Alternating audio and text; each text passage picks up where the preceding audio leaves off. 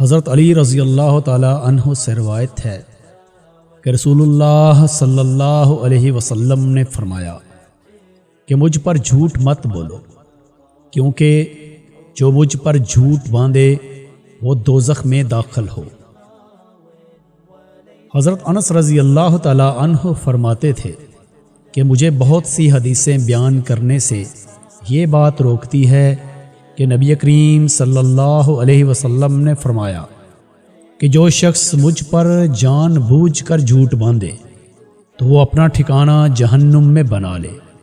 حضرت ابو ہریرہ رضی اللہ تعالی عنہ سے روایت ہے کہ رسول اللہ صلی اللہ علیہ وسلم نے فرمایا کہ اپنی اولاد کا میرے نام کے اوپر نام رکھو، مگر میری کنیت اختیار نہ کرو، اور جس شخص نے مجھے خواب میں دیکھا